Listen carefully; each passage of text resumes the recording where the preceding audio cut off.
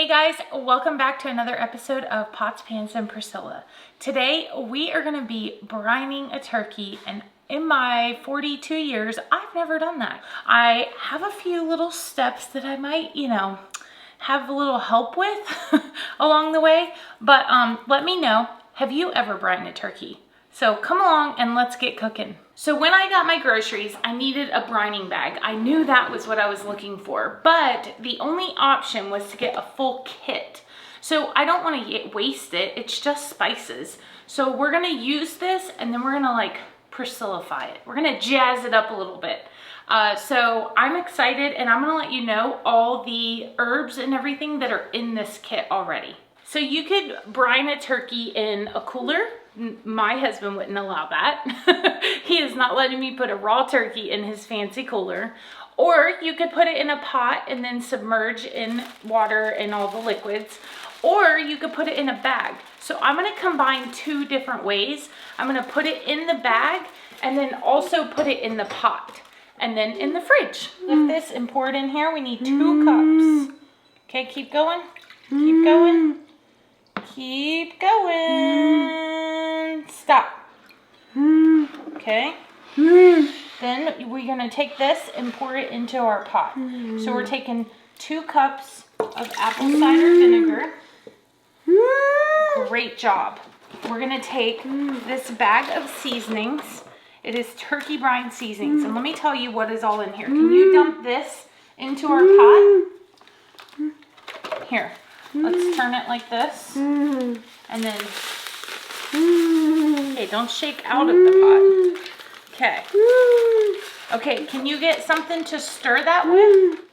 Okay, you stir, and I'm going to tell them what's in there. Great job, keep going. It has salt, herbs, spices, which are black pepper, coriander, red pepper. Are you all done? Red pepper, mustard, rosemary, bay leaf, thyme, dried onion, dried garlic.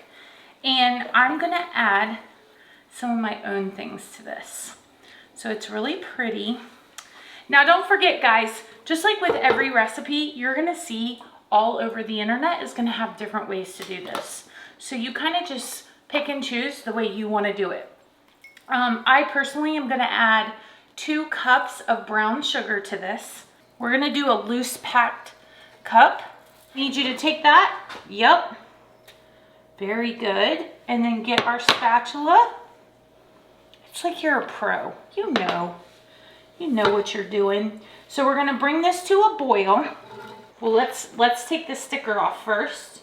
I didn't plan on having a guest chef today, but Abby's been working on this stuff in her vocational program, and you seem interested. So here you go. Okay? I'm gonna help you. Look at you. And then here. What is happening? Come take this sticker off. And then you can help me squeeze it. Okay, so our sugar has completely dissolved. I'm gonna drop down that heat, and I'm actually gonna go ahead and add 2 cups of water to this. Now, the most important part, guys, is that you need to make sure this is gonna be completely cooled before you put any turkey in there, because then your turkey would start cooking, and that's not what we're going for here. So you can actually put ice in this after you take it off the heat. I'm completely taking it off. I'm gonna put it over on a cool burner. We'll add ice to it. This is my least favorite part of the whole process. I feel like I'm violating the turkey. It's so bad for me. All right. Here we go. Are you watching this? It might disturb you. It's so special. We're getting up close and personal here. Cool. I feel like an OBGYN. You know, there ain't nothing cute about this job. It's a boy! I can't help myself. Okay, it's a neck. Don't stress if you've never done this before. It's just a neck. Okay, so we got our parts out that we need out. Now we're gonna put this bad boy in our bag in the bucket. Here we go. There we go. Whew. It's a job, let me tell you. So you're probably asking, how long do I have to brine a turkey? Typically it goes about an hour per pound. So 17 pounds, we're gonna do it for 17 hours. So that's why I wanted to get it done today. Okay, so it's completely cool now, and we're just gonna dump our mixture over the turkey. I need like a step stool.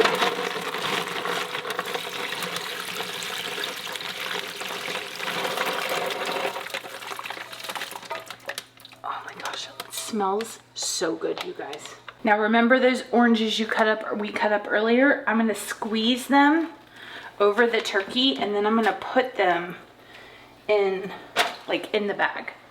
And one thing to note, that being that we're using a bag, you're gonna use a lot less brine because you don't have to fill this whole pot up with water. It's just the turkey with the bag.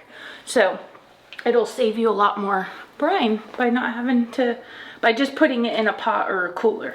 So this brine is not just flavor. It is going to tenderize. That acid is going to tenderize your meat.